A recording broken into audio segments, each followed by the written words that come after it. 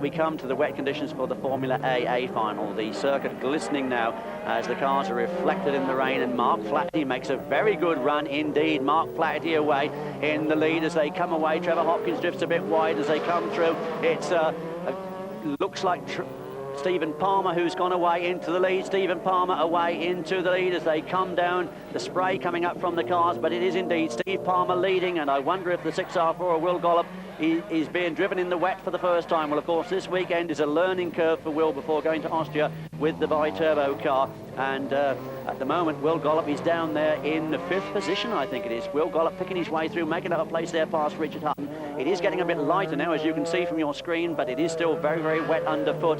But most of the rain has now passed, but up front, though, it is still Stephen Palmer. The rest of the field coming through the chicane there.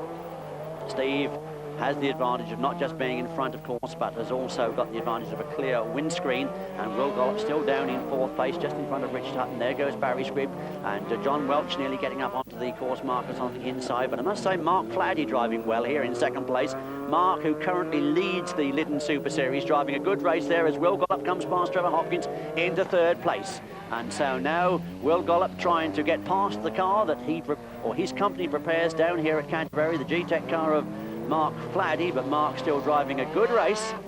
And as I've been saying for some considerable time, if Mark Flaherty just steadies himself up, he can become a fine young driver. And that indeed is what Mark Flaherty has done. And a good result at Mondello Park, being followed here by an equally good one at Lydden Hill and London. But I must say I'm quite impressed with the way that Mark Flaherty's putting his act together here in these conditions. Not just wet, but under a tremendous amount of pressure. And when you've got Will Gollop snapping at your heels, Alan, it is a lot of pressure. You couldn't put any more pressure than that, could you really, having Will Gollop right up your back end? You could not indeed.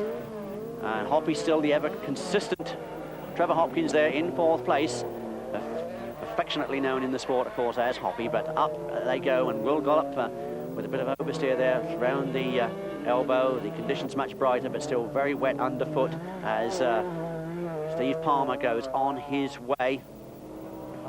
And what a gap he's opened up. Still Mark Flaherty in 2nd place, but not for much longer, because Will Gollop goes through. Mark drifts a bit wide through Paddock Bend. That was the opening that Will Gollop wanted, so Will up into 2nd place, but it's too late now to challenge on Stephen Palmer.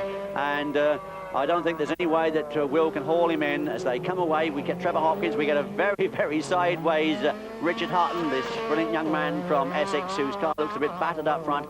He goes through, but as they go, there is our race winner, Stephen Palmer, Will Gollop, Mark Flaherty, John Welch and Trevor Hopkins, with Richard in 6th position.